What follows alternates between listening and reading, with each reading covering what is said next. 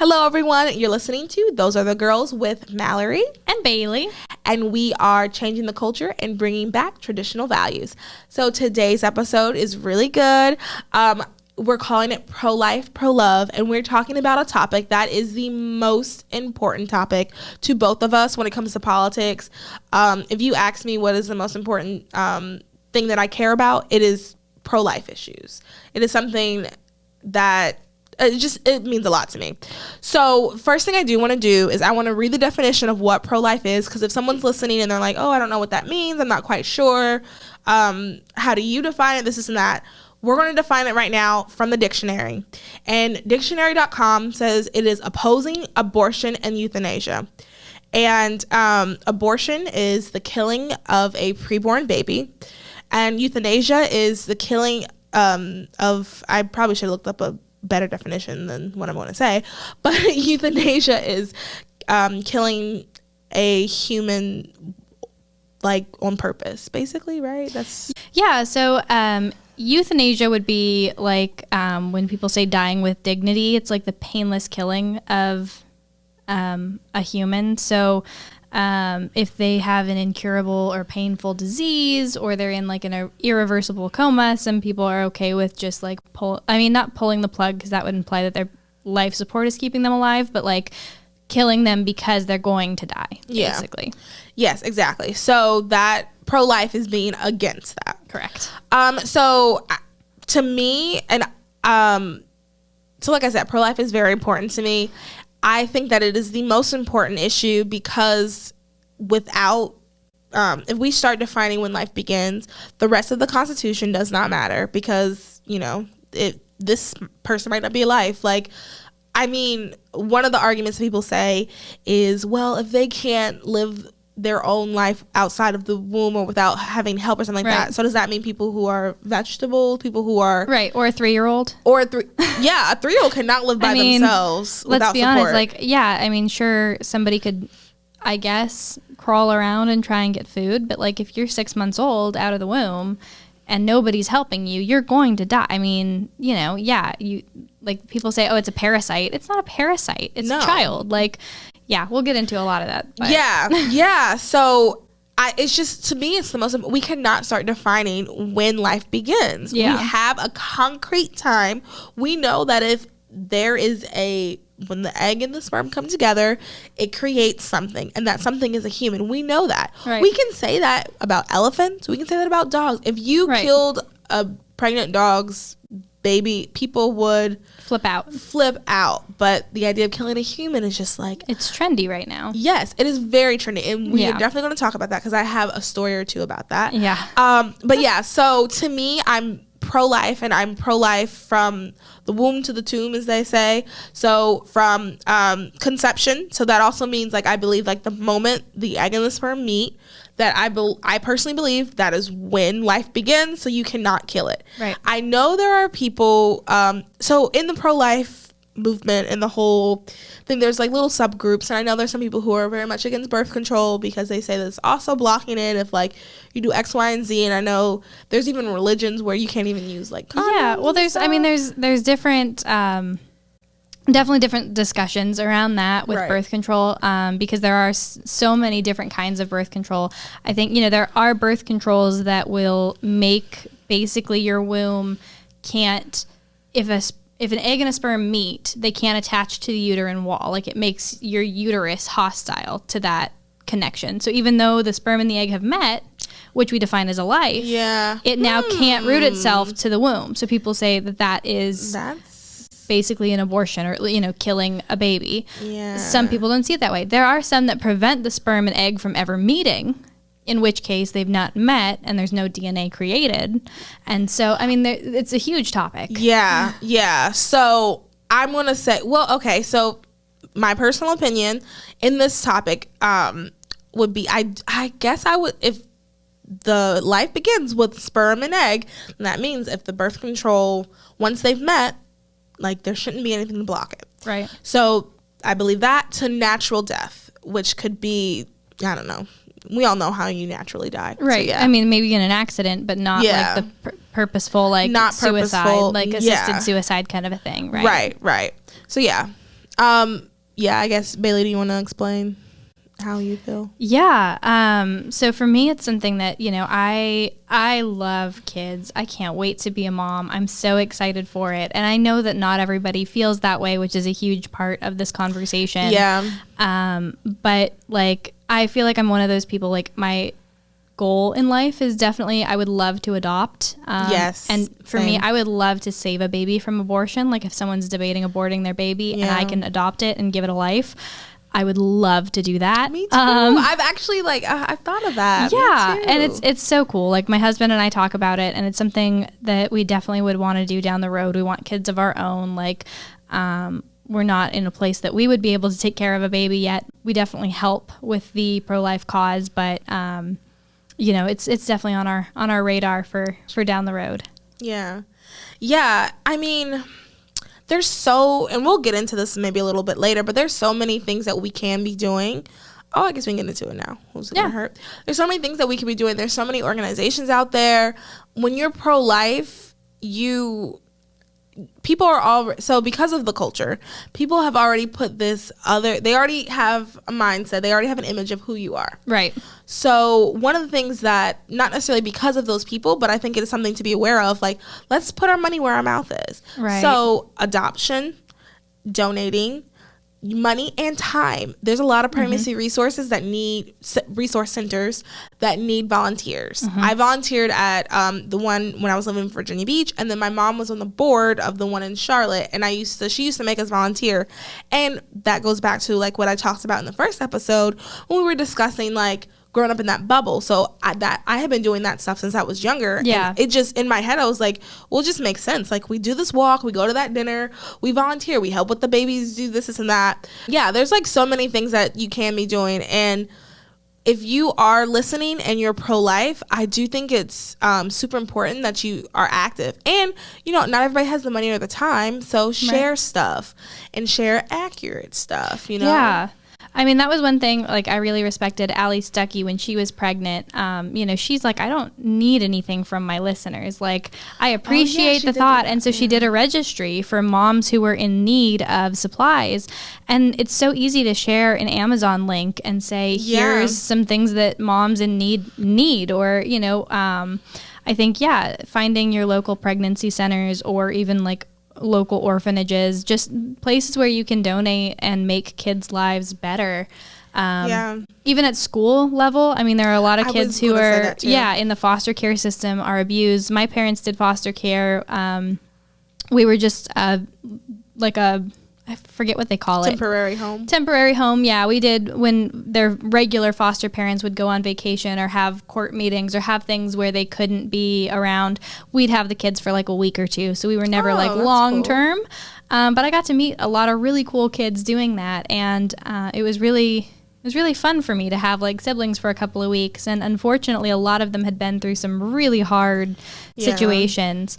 But just even helping with that, I mean, you don't know what people are going through. And so just helping, reaching out anywhere, school level, resource level. Yeah. Yeah. And I was going to say also to that, there's kids at school levels. And then there's also parents in like low income housing, low income places that we're going to battle that decision. And if we're going to say we want to help you, we can be helping them as well. So if you know that they're a mother at your church, there's a single mother at your church, that there is a young single mother at your church, maybe reach out to her, ask her if she needs help with anything, offer to babysit if she has other children. Absolutely. And I guess, another thing I thought of, we also need to be aware of, when we talk about it, always talking in like love and grace about it. Absolutely. I was at a training once, and this lady, she had 2 abortions, and she made the comment, she was like, when you talk about abortion now, you just need to assume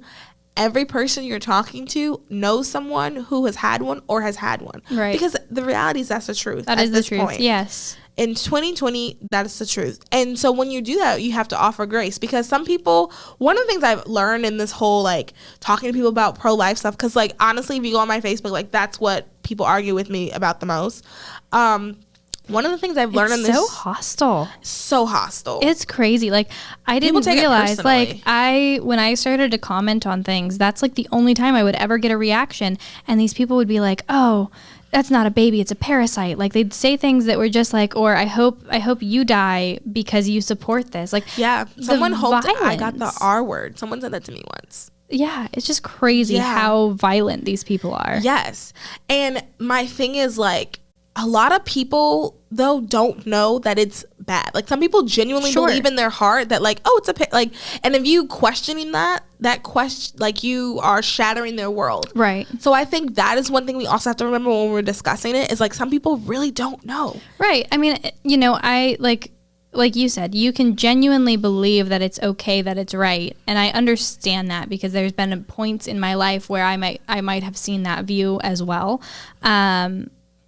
But that doesn't make it okay for you to then give death threats over the internet. Like, that's wrong. That is another thing. And that's not loving. No, it's not. And I really don't know when we got to this point where people, the biggest controversy, I just jump everywhere, y'all. It's okay. The biggest time when it was, like, really, like, everybody was talking about it was was when New York passed that abortion law. Mm-hmm. I want to say it was like 1 or 2 years ago. Mm-hmm. And people were furious. And people were taking the whole thing very personally, which also made me think, okay, Mallory, step back. Okay, people are taking this personally, probably because they have been affected or know someone that's been affected. Right. So choose your words wisely, not because you're trying to cater to people, as they say, but because I have this other aspect of me. I'm a Christian. So when I come at this, when I'm discussing things with people, I can't just discuss it like a regular person. Right. I have to also realize I'm representing Jesus. Right. And it's more important to win someone's soul than win this argument. Right, exactly. And I think, you know, we talked about, again, in our first episode about people being deceived. And I think, you know, to me, when that New York law was passed, I remember there were parades held for it. There were fireworks shows, lights on buildings. I mean, people were celebrating that such an extreme bill was passed. And like you said, people try to define when life starts, when it's okay and not okay to kill a child. And that's what that law virtually did, was it decided that babies were not worth saving after a certain point, or up, you know. Yeah, I think it was to the end. To the end, yeah, like full term. Yeah. Till after birth. Even like partial birth abortions. Yeah. In Virginia, I know this to be a fact. You can look this up. I've said this to people and they don't believe me. You can look it up. There was a video where they asked Governor Northam what would happen if a baby was born, but the person during an abortion or something like that, and he said we would just make the death simple. Keep it comfortable. Yeah, keep it comfortable. Right. And those are things. People don't believe that, but that is a thing. And that is something that they tried to get passed in Virginia. That is something that they will try to get passed in every state if they can. Yeah. And these things are real. I understand. Well, I don't understand, but, like, I hear your argument if you say, oh, when it was like 1 or 2 weeks. But, I mean, a full, like, through the birth canal. Well, right. It used to be something that anybody in the world would agree on. Like, you can't kill a newborn baby. You can't kill a month-old baby. You can't kill a 3-month-old baby. And people would be like, oh, yeah, of course. Like, why would you? That's murder. Right. But they draw the line at, like, as it's coming out of the vaginal canal, because you haven't actually birthed it, it's not a baby. Like, yeah. Like, what does your stomach have to do with that child? I mean, you know, they're 9 months. Right. They're 9 months along. Like, they're a brand new baby. Like, and it really concerns me how people define life, because it spills over into other things. Right. That is why someone can look you in the face and when you disagree with them and say that they hope you are murdered or you die, because life is not like, it's useless to them. Like, it's not, the way they define life is not right. Yeah. And another thing I want to say is there are Christians that do struggle with this, because a lot of people are coming from it from the compassion standpoint. And I do want to talk about that as well. Yeah. There are women in situations that are horrible. Horrible situations, absolutely. Horrible situations. There are women who don't have the money. There are women who were not planning this. And my deepest sympathies, that's awful. I cannot imagine, like, I'm That I can't imagine. That doesn't change anything though. Like, the truth is the truth. And that's something that I hope that we will always talk about and we'll always try to get out on this podcast, is the truth is the truth. Yeah. And we get the truth from the Word of God, but the truth is the truth. So, you know, all these circumstances. Yeah, well, I think it's important too, like, when we define life, like, even if you're not religious, even if you don't believe in God, even if you don't believe in the Bible, even if your truth, like, you say, oh, the Bible isn't truth, it's made up, we can still define what life is. I mean, you still see human beings. And so to me, like, when a sperm and an egg meet, it has its own set of DNA and it's its own body. It's its own person. And in 9 months, it is 100% going to be a human. I mean, obviously people miscarry. Obviously things happen. Right. That's a different story. But, like, if you let the baby go from conception to birth, it's going to be a human. It's not going to be a dog. Right. It's not going to be a cat. Right. Like, it's human DNA, and it's its own set of DNA. And yes, it needs your body to survive, but it's its own body. It's got its own, you know, sac, like, it's its own thing. And so even from a scientific standpoint, you just look at the DNA that's created when that process happens, and it's going to be a human being. So then you're playing God, saying, I'm going to choose which life's valuable, which one's not, when you can die, when you can't. And I think that just logically doesn't make sense. When you look at it scientifically, abortion not being murder just doesn't make sense. Yeah. Yeah, no, I agree. Like, there are, you know, Christian arguments, of course, but there are science is on our side on this one. Right. Like, science is on our side. And, you know, people, I'm on Twitter a lot, and people love to correct you and go, fetus. But if you look up the definition of a fetus, it says little life. Like, it says turns to the mammal. So it doesn't, it could be elephant fetus, but, like, it's a human. If it's in a human, it's a human fetus. Right. Then that means that fetus is going to be a life. Right. It is going to turn into a People human. try to euphemize it and make it like, oh, it sounds better when you say I'm just removing an unwanted pregnancy. Like, they've stopped saying fetus now because the argument was little life. So now it's an unwanted pregnancy. Yeah. And pregnancy remains is the terms that they're using. And it's like, well, again, a pregnancy is a human baby being removed. Like, you can't get around it. Like, you can't. People try to, like, oh, I don't want to know what abortion is. And, like, when you talk about or show a video of what abortion actually is, it's like, I don't know how you watch a video of what happens in an abortion and not feel something. Yeah. Yes, feel something. That was a good, because I was going to say, a lot of times, and I really want to use my words wisely when I talk about this, because it is such a big topic. It is something that I want no woman to ever even, I don't want it to ever cross your mind. If you become unexpectedly pregnant, I don't want you to ever even, you know, you do the, oh, I can't believe this, you know, punch your boyfriend for a second. Why'd you do this to me? Do all that. But, like, it never crosses your mind. That's what I want. So I do want to use my words wisely. So I want to be careful how I say this, but I think that sometimes, you know, these things are terrible, but I think sometimes people are really just thinking about themselves. Absolutely. Not everyone, because there are people who are in really bad situations, but there are people, like, I can think of a conversation I had with ex-friends because of other instances, but they turned out not to be great people. And we were talking, and one of the girls, she had a single dorm room, and her boyfriend was coming over every night, and they were, you know, getting it on, doing the thing. And she casually was like, yeah, I mean, if I got pregnant, I would just go get the abortion, and then he would take me to this Italian place, and then we'll just move on with our life.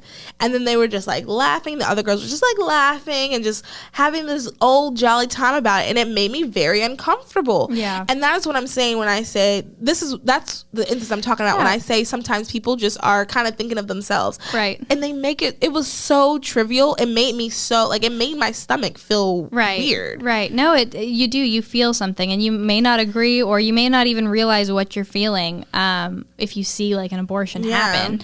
But, you know, to me, like, you know, a lot of people, the biggest reason that women get abortions is for financial reasons. They don't feel like they can afford it. And usually it's not because they're being selfish. It's because they truly feel like the baby is not going to have a good life. They're not going to be able to afford it or feed it or keep it dressed or clothed. You know, so they're thinking of the baby, and it's like, well, does that mean that the baby would be better off dead? Right. Like, that's the argument you got to make is like, oh, well, I'm just not going to put anybody through that pain. It's like, no, you're going to kill somebody. Yeah. So that they don't have pain. Yeah. And again, that's just not okay. Yeah. It's not right. And I think that because of the culture we're in today, truth and right are so relative. Mm-hmm. So saying something's not right, all people go, well, it's not right to me. But, and I mean, there's tons of people who are pro-choice, pro-abortion, however you want to say it, and their biggest argument is, I mean, I wouldn't do it. So that one's hard when they say I wouldn't do it personally, but I can't tell another woman she can't. And it's like, okay, I wouldn't murder somebody, but I don't care if he does. Like, I mean, if, like, I care if my husband goes off and murders someone. I care if you go off and murder somebody. Like, we're not allowed to commit murder. And obviously people still do it, and they can still, you know, come back from that. They can still be saved from that. Like, it's not like that one mistake is going to define your life. So if you've had an abortion, don't feel like I'm saying that you can't be forgiven. Obviously, we both believe that somebody who's had an abortion 100% can be forgiven, is forgiven, is loved. Like, that's okay. Yeah. But, you know, when you say like, oh, well, I'm okay, I'm never going to get an abortion, but I'm okay if Mallory does, or I can't tell Mallory not to. It's like me saying, well, I'm not going to kill Mallory, but I'm okay if my husband kills Mallory. It's like you that's just giving somebody else permission to kill somebody. Yeah. Like, it's not like, it's not a valid argument. It's not. Yeah. One that I've heard recently going around is, you know, they talk about if you die and they go to collect your organs, they have to make sure that you are an organ donor before they can collect your organs out of your body. Mm-hmm. And if you're not an organ donor, they don't have the right to take your organs. So they have to bury you in the ground with your organs intact. Like, oh, well, I mean, I think they take them out during the process. I don't know how all the stuff works I've never after you pass been there away. or seen one, so I don't know. I've never been dead. So. But, you know, they can't take your organs and give them to somebody else unless you've specifically said, yes, I'm going to be an organ donor, which be an organ donor. It's a huge thing of mine too. I you know, organ and tissue donation is huge. But people will argue you're giving a woman less choice about her body than you would a dead person because you have to ask permission to take their organs. And I'm like, but you're also not, that baby is more alive than the dead person is. Yeah. So they have the right to not be harvested out of your body, right? Yeah. Like, I think I've never heard that, but that. Oh, really? Yeah, I haven't heard that one. But your response was really good. And to what you said though too, I think the biggest beginning why sometimes I will stop conversations because it doesn't matter anymore is when people define life begins, because if they just don't see it as a human, there's nothing you can say or do that will change their mind. Yeah, well, I mean, when you ask somebody like when do you define life? Is it 8 weeks? What about 9 weeks? What about 12 weeks? What about 35 weeks? Like, what is it? 8 weeks and 2 days. Right. What is it about this time frame that makes it okay to kill? Yeah. And there's no argument to me, like, you know, people will say, oh, well, when the heartbeat, like, people die, people have heart attacks and their heart stops and we resuscitate them and they're still living human beings. Like, we don't just give up on them when their heart stops.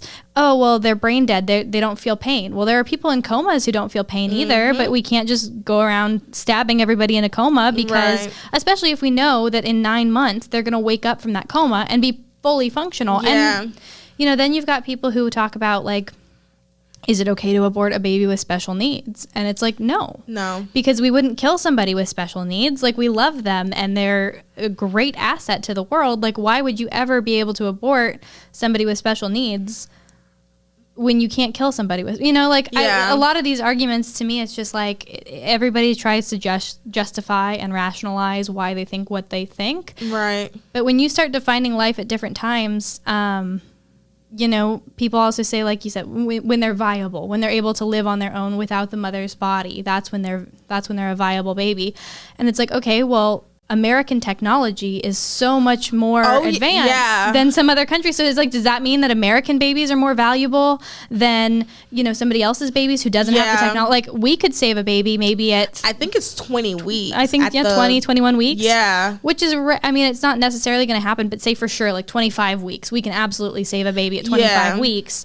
Whereas this country might not be able to save a baby at 30 weeks or 40 weeks. Right. You know, like sometimes the babies they're having are dying right after they're born. Like, does technology decide then? Like how far progressive you are decides when they're viable? No, like it is a human life, and when you start playing around with it, it's ever changing. You can change it to fit whatever you want it to fit. And it's going to, I used to not be the fan of the quote unquote slippery slope argument. When I was in high school, we took a logic course with our apologetics course, and he told us all these arguments, and every time my mom would say something, I'd be like, that's a fallacy because that's blah blah blah. So I used to say the slippery slope argument all the time. But I'm not going to lie to you. I believe I have seen slippery slopes. So I don't necessarily know if that's a fallacy anymore. And I think that we're going to be on a terrible trajectory of a slippery slope if we continue to allow different people to define when life begins. If we do not have something concrete, something that for sure. And science is concrete. Once again, science is on our side. Right. Science says life begins at conception. Right. And if we start making it up here and there, adjusting that, we are going to be on a terrible slippery slope. And I know that, I'm sure people are listening like, oh, slippery slope, that's a fact. No. Like, I have seen it. Like, there are other things that are going on in this country that have been on a slippery slope that people were like, that's not going to happen. That's not going to happen. No, look where we are today. Yeah, well, and I think it's so interesting, too, like, when you look at the Democratic Party, they used to be safe, legal, and rare. That was their standpoint. But then when you admit that something is safe and legal, why should it be rare? Ooh, and good point. They changed it. So they said, oh, okay, well, now it's not safe, legal, and rare. It's just safe and legal. So shout your abortion. It's going to be, we're going to praise you over getting an abortion. And to me, like, I can see demonic forces in that. Like, when you see it, like, are you familiar with the demon Moloch? I am not. Can you share? Yeah, absolutely. So, like, in Leviticus, I've got the verses here. Leviticus 22 says, give the people of Israel these instructions, which apply both to native Israelites and to the foreigners living in Israel. If any of them offer their child as a sacrifice to Moloch, they must be put to death. And then there's Jeremiah 32:35 that talks about them building pagan shrines, and it talks about them sacrificing their sons and daughters to Molech, and it says, I have never commanded such a horrible deed. It never even crossed my mind to command such a thing. What an incredible evil, causing Judah to sin greatly. And it's just like, these people were throwing their kids into the fire for all the reasons that women are getting abortions. So they were told, if you throw your child into the fire, you'll get money. If you throw your child into the fire, you'll get success. You'll get a career. You'll get, they were promised all sorts of things. And so they were sacrificing their kid, or just because God said so. Sacrifice your child because God said so. And it's like, that's the most unbiblical message. Yeah. Like, God specifically says here, I have never commanded such a thing. Yeah. What an incredible evil. Causing them to sin greatly. So, I mean, from a Christian standpoint, when you read that, it's clear as day to me that God does not want us sacrificing our children, and that includes the preborn. Yeah. Yeah. Oh, wow. Yeah. The Christians that do struggle with this, because I do know some Christians that do struggle with this, I think we just have to remember what is right is right. And, like, I understand the compassion that people have, because there are people who, like we said earlier, and I'm going to keep saying it because it's the truth, like, there are people who are in really difficult situations. Absolutely. But that is where we as a community come together, not the government. We as a community come together and we help our fellow humans. That is where the person you see in your church that is struggling, that's where you don't think that Mary Sue and Elizabeth are going to do it. You go, you do it, you help that person. Right. That is where we come in and we help. So, like, oh gosh, it's very clear in the Bible where God stands. Yeah. And we have to stick with that. We have to stick with the Bible. Right. The Bible calls us to love and to have compassion. And part of loving and compassion part of loving someone and having compassion for them is telling them the truth. Yeah. And the truth can really, really hurt. It can, absolutely. I mean, you see women, and I've had so many people with the argument of like, oh, well, would you be okay with somebody aborting a baby if you knew that they were going to be born into an abusive home and in 10 years they were going to be abused so badly that they get killed? Would you rather they just get killed now or in 10 years after suffering 10 years of abuse, starvation, hunger? And it's like, you can't know for sure somebody's not going to get out of that. You can't know that somebody isn't going to offer help, that their situation isn't going to change, or even that they make it past that 10. Yes, horrible things happen. Kids do get killed. And I don't like that. I mean, the idea of like a baby being born and getting abused its whole life and just dying at 10 years old, that's horrible. Yeah. But at the same time, we can't know that that's going to happen. And it's our job to reach out and try and help people who can't afford their kids or can't handle their kid. Like you said, adoption, even orphanage. Like, those kids may not grow up with the best childhood, but they still have a chance. Like, I personally would much rather have had a chance at life, a chance to make something out of myself, than like never have been born. Yeah. Yeah. And I think also too, you do a disservice to people who have had terrible upbringings and are now living at least a semi-successful life. There are so many success stories. Are there tragedies? Of course, but there are also success stories. Oh, and you don't know if your kid, if that kid that you aborted would have been the one to solve cancer, or create some new piece of technology. Like, you don't know what you're choosing. Yeah, when you choose that. And I mean, it's crazy. Yeah.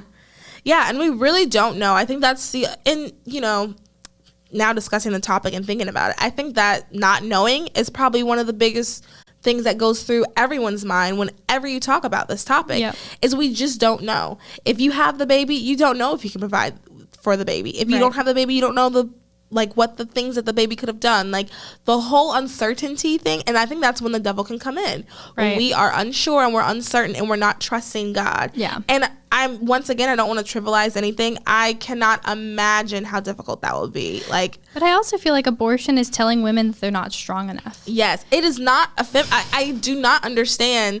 This is no, it's okay. I feel you. I do not understand how that is a compassionate feminist thing to say, well, actually, you're not going to be able to be successful because the thing that your body is designed to do is not, it worked and you can't do it. When you tell a woman you can have a very successful career or you can have a baby. You can finish college or you can have a baby. It makes it seem like we can't do both. Right. I can be a mom. I can be a mom that goes to school full time and works full time. And it might be really hard, but I can do it. I can do anything through Christ who strengthens me. Amen. Right? I can do anything. So if I can have 3 jobs or be the CEO of a company, I can still be the CEO of a company and be a mom. Right. And again, it's all up to you. But you're telling a woman she's not strong enough to have a baby and go to school. That blows my mind how that's supposed to be feminist, supposed to be encouraging, supposed to blah, blah, blah. That is the exact opposite. And the thing about women, I'm just going to talk really good about us real quick. We women are amazing. We can do so much. We are so capable. All these things that God has designed, not just our mindset, but our bodies. Our bodies can take so much. Absolutely. We can do it. We can do it. And yes, it's difficult. There's so many things in life that are difficult. Absolutely. It is difficult, and once again, cannot imagine. But we can do it. And also, too, there's so many people who want to help. Absolutely. You just have to find them. They should reach out as well, but you just have to find them. There are pregnancy resources all over the country that are looking to help people. They want you to come in. Right. They want to give you things that can help you. They want to give you the resources they want. Which, by the way, we'll touch on this too, is not Planned Parenthood. Oh, yeah. Planned Parenthood is not. Their goal, do not want to help you. One of the most interesting things that I encountered in this pro-life journey is that Planned Parenthood has a system. They want you to come in at 15 years old. Mm-hmm. Either, mostly they like to get their name out while you're in school, while you're in elementary school, while you're in middle school, going through sex ed. They want to get their name out there. They want you to sneak away from your parents and get on birth control. especially the pill. They push the pill because they know that 15, 16-year-old women are not going to be really good at taking the pill on time every day like you're supposed to. They want the pill to fail, and they want you to get pregnant because they sell abortions. Their whole system is designed to sell abortions. They may offer some other services to make themselves look good. Most of them they don't actually offer at their clinics. But like their whole system is designed for you to get birth control from them so that their name is in your mind. You love them. You feel like, oh, they're the nice people. They're the comfortable people. They let me do this without my parents. They get you sucked in. They get you pregnant. And then they get to do your abortion because that's where they make their money. Yes. I want to add 2 things to what you said. There are clinics all around the country that offer the free services that, quote unquote, Planned Parenthood offers, that do not do abortions. They are all around the country. You do not have to go to Planned Parenthood to get those services. Correct. So you do not have to support them. Second, Planned Parenthood is the #1 abortion provider. So I know that I got in a Facebook argument with one of my friends over that, and over Planned Parenthood. She's like, yeah, they just get a lot of slack, but they do so much, blah, blah, blah. Planned Parenthood is the #1 abortion provider. Right. They deserve the slack that they get.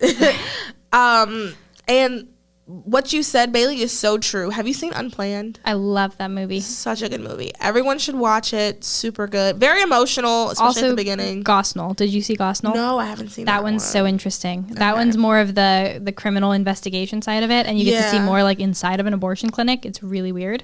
I mean, obviously, Unplanned, same thing. She's in the abortion clinic, but those are 2 great movies to watch, especially if you want some education on what it's actually like on the inside. Yeah, I really want to see. It's called Gosnell.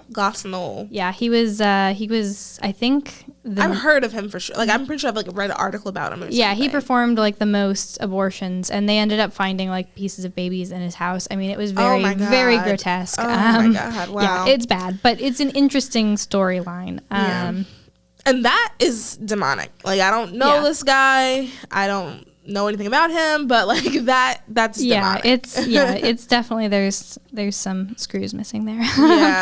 But so on that note of like organizations that help provide, we wanted to go over a couple. I specifically will talk, I guess, about Let Them Live because I'm a monthly donor, so I sponsor some of the moms that choose life instead of abortion, and so they find women who are these women in need who don't necessarily have a church. Not everybody goes to a church, obviously, and that's a big part of this is like you say, oh, well, just go to your church and find your local people to help you. Well, some people don't go to a church. Some people don't have somebody to help you. And so what they do is they find women in need who can't pay their bills, who are in abusive relationships, who are in some of these very toxic situations, who don't want to choose abortion but don't feel like they have an option. And they really help to donate, pay bills, and help that mom choose life. So that's a big one for me personally that I love. What are some of the other organizations out there? That is, just really quick on that, that is a really, really good organization because like you said, the biggest reason people choose abortion is financial. And like if you follow Let Them Live on like Instagram and Facebook, they're always saying, hey, we have this mother who blah, blah, blah. Here's a link to help donate. Right. So if you want to donate quick or like if you just want to be a part of something, Let Them Live is perfect. And a lot of people unfortunately use this kind of a platform to scam people out of money. So it's like, oh, I'm pregnant and I need an abortion, so like donate to me.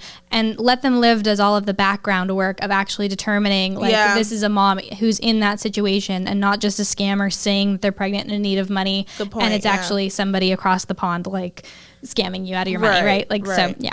Yeah, no, that's a good point because you're right. People do that scam. So my favorite, quote unquote, they're everywhere, but something that I think is super important are pregnancy resource centers, and they just have a special place in my heart. They're all over the country. Mm-hmm. You can find them. We'll link it.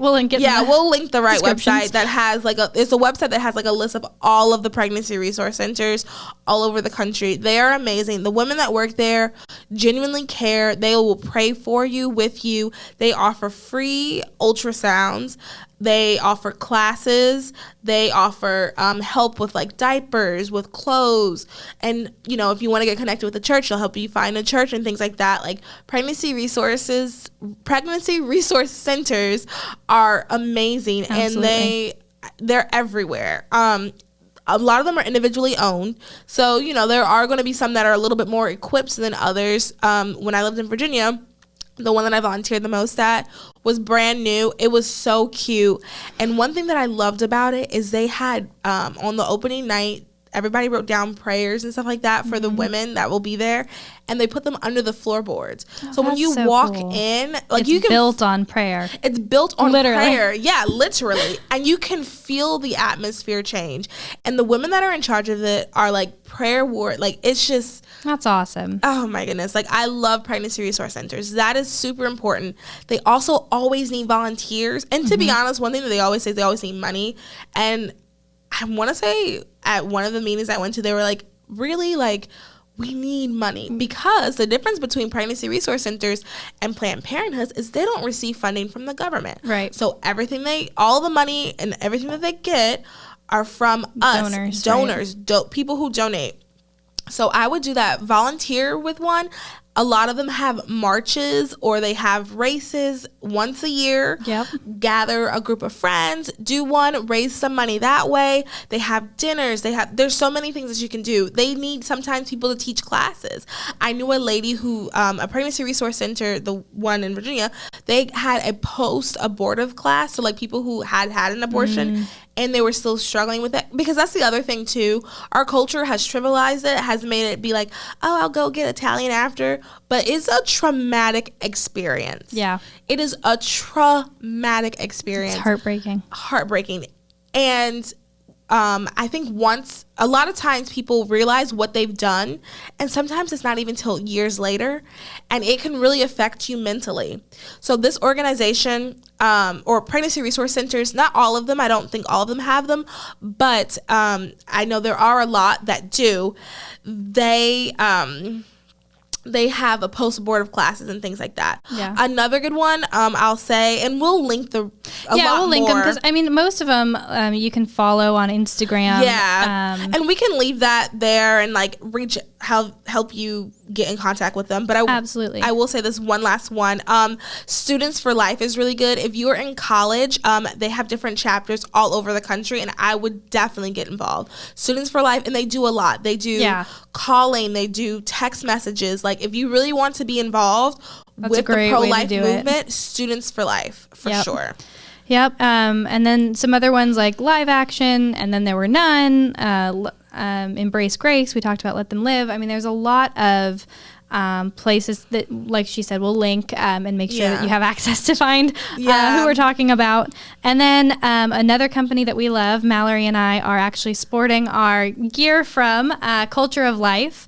And so they are a clothing store. They've got accessories, jewelries. Their biggest ones, we both have necklaces that say 1972, which is the year before Roe v. Wade was passed. And so they are all about the culture of life, which was before Roe v. Wade was passed and abortion was made illegal. So they're awesome. There's a couple other clothing store, Life Dress, and a couple other places where we like to shop that give to pro-life resources. Yeah.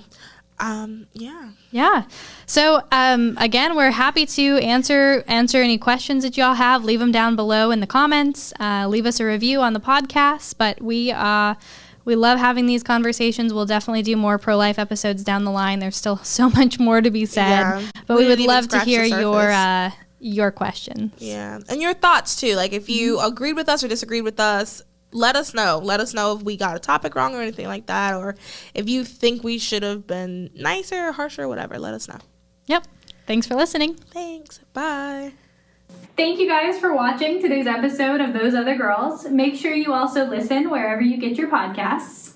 Yes, and make sure you subscribe, you like, you comment, and you share this with all of your friends. And make sure you follow us at Those Other Girls Podcast on Instagram.